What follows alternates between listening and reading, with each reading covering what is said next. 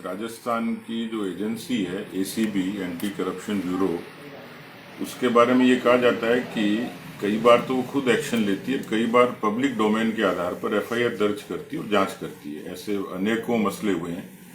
तो मुख्यमंत्री की भरी सभा में मुख्यमंत्री जी अपने शिक्षा मंत्री की मौजूदगी में और सामने की ऑडियंस से पूछते हैं कि भाई आपको तबादले के लिए पैसे देने पड़ते हैं क्या, यही टर्म था। तो उधर से आवाज आती है हाँ।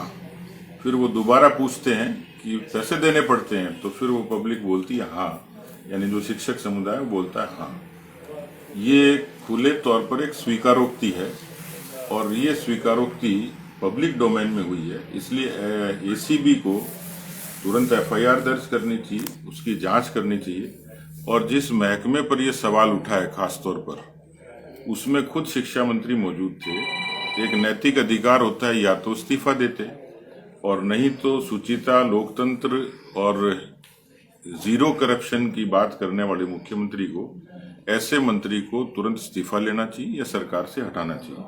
क्या पत्र लिखेंगे भाई साहब आप एसीबी को या सीएम को एसीबी लेके जाने के लिए?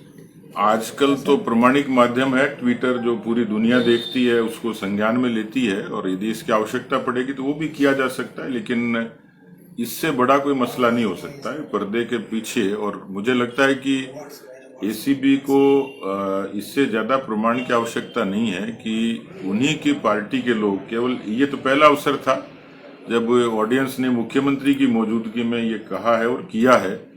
लेकिन भरत सिंह जी तो बहुत सीनियर आदमी और ईमानदारी के लिए जाने जाते हैं, खुद एक महकमे के मंत्री रहे हैं।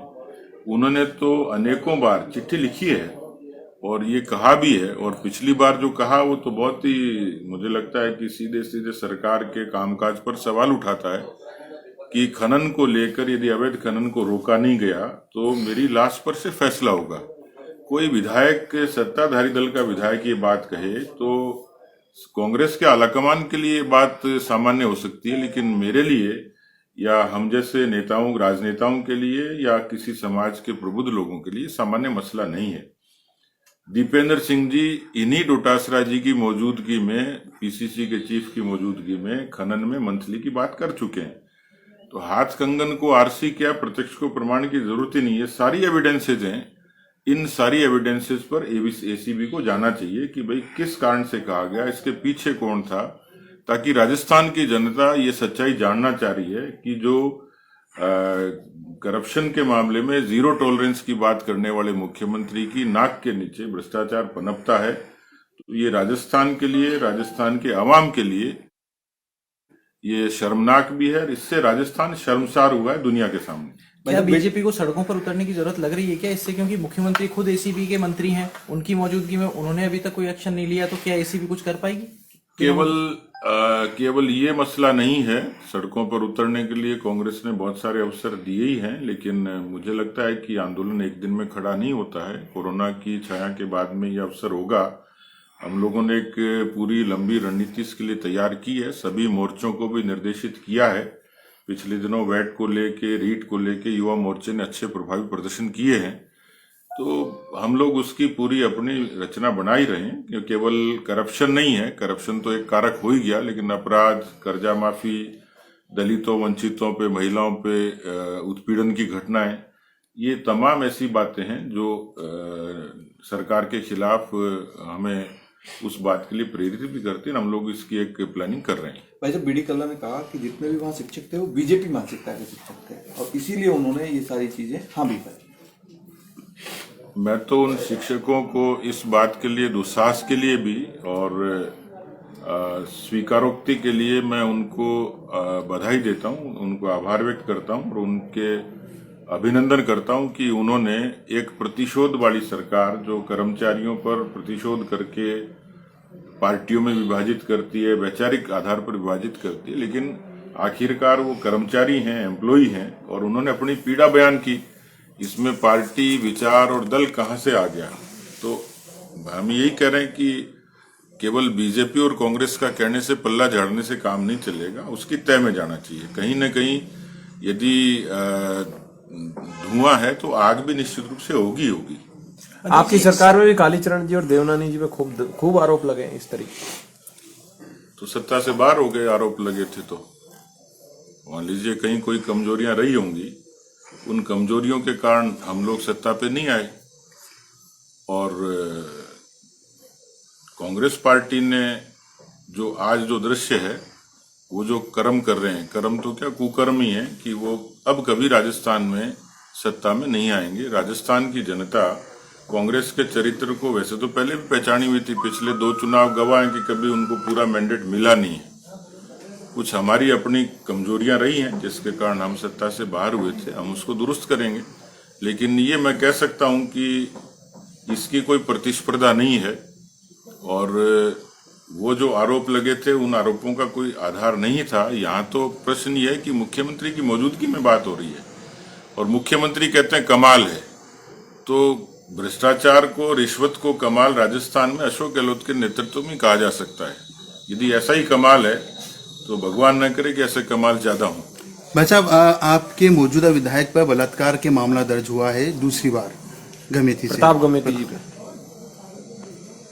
मैंने अखबारी एक खबर पढ़ी है, लेकिन मेरी उनसे बात हुई नहीं है, क्योंकि अभी किस तरीके का मामला है उसकी थोड़ा तय में जाना पड़ेगा, जानकारी लेनी पड़ेगी, उसके बाद ही मैं कुछ प्रमाणिक रूप से कह पाऊंगा। मैं साहब एक दूसरा सवाल था, अभी हाल ही में जो उपचुनाव हुए, अपने पंचायत राज के चुनाव हुए, पूर्व मुख्यमंत्री पूरी तरह दूर रही, लेकिन अब सुनने में आ रहा है कि वो मेवाड़ अंचल की यात्रा पे जाएंगी।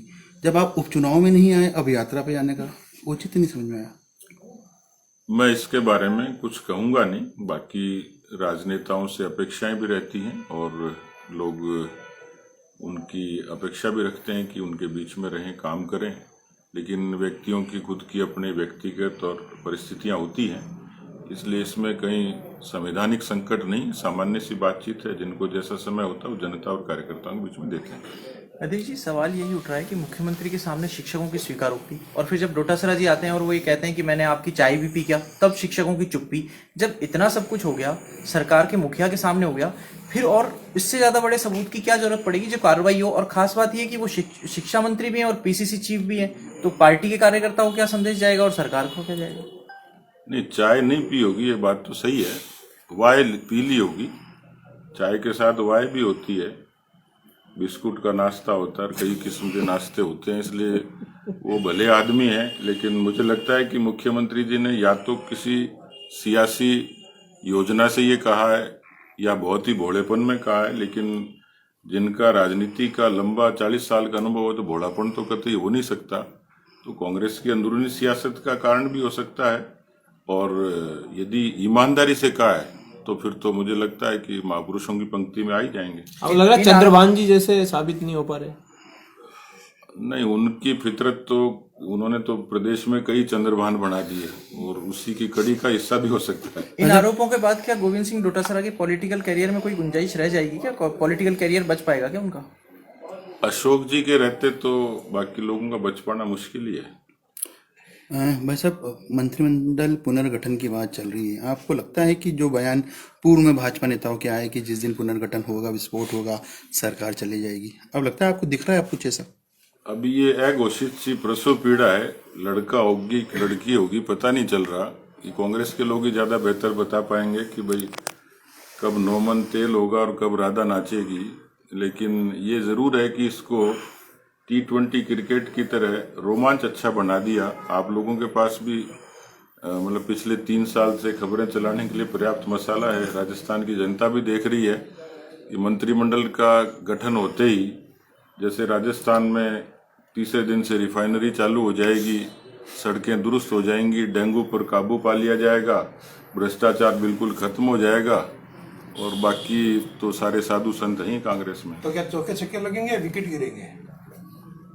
अब चौके छक्के की गुंजाइश तो मुझे लगती नहीं है, विकेट गिरने की गुंजाइश ही ज्यादा है। अलवर के डीएम ने पॉल्यूशन को लेकर के अजीब गरीब फरमान जो है वो निकाले हैं कि यात्रा जो है वो सिंगल गाड़ी में नहीं कर सकते, गाड़ी बाहर नहीं निकलते, और चालान भी कटने शुरू हो गए। सबसे बड़ी चीज़ ये है कि शादी ब्याहों के दिन है और भट्टी पर जो है वो रोक लगा दी है, कोयले पर रोक लगा दी है। अगर ऐसा करता पाएगा तो 2000 रुपये के चालान। इस सरकार की जो बड़ी कमजोरी है वो सारे काम आनन फानन में करती है, और जब सर पे पड़ती है तब ये एक्शन लेने शुरू करते हैं, उसमें दिखावा ज्यादा होता है। और पिछले दिनों ऐसे बहुत सारे मसले हैं जिसमें इस सरकार ने आदेश पारित किए फिर वापस ले लिए। तो यहाँ पर पोल्यूशन के कंट्रोल के लिए केवल एक दिन से पोल्यूशन कंट्रोल नहीं होता, एक कानून से नहीं होता, इसकी एक स्पष्ट नीति बननी चाहिए थी जिसका लगातार अभाव रहा है। तो सरकार अभी तक पर्यावरण के संरक्षण के लिए, प्रदूषण के नियंत्रण के लिए जिस तरीके की प्रतिबद्धता चाहिए थी, जिस तरीके का ब्लूप्रिंट चाहिए था, जिस तरीके का एक्शन प्लान चाहिए था, उसका पूरे तरीके से अभाव है। सरकार लीपापोती करती है। ऐसे कई कानूनों में विधानसभा में पारित होने के बाद भी यू टर्न करना पड़ा। उससे पहले प्रशासनिक तौर पर भी सरकार इस तरीके से कभी ठीक तरीके से कोई अमली जामा पहना नहीं पाई। मुझे लगता है खाना पूर्ति करते हैं और थोड़े दिन बाद उसकी हवा निकल जाती है। तो इस तरीके के आदेशों से गरीबों को परेशान, मुझे लगता नहीं है कि, क्योंकि एक तो कोरोना का कालखंड था और उस पर बड़ी मार थी, और उसके बाद विवाह समारोह का सीजन है, प्रदेश की अर्थव्यवस्था बहुत ही मुश्किल से पटरी पे आई है। तो आम आदमी को परेशानी खड़ी करके और पर्यावरण को किस तरीके से ये रोकेंगे समझ में आता नहीं। अच्छा, प्रदेश कार्य समिति की बैठक का समय तय हुआ कि मतलब किस तारीख को होगी?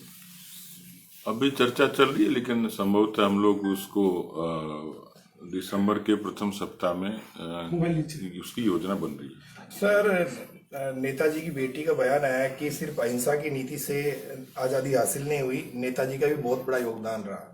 तो आप क्या मानते हैं?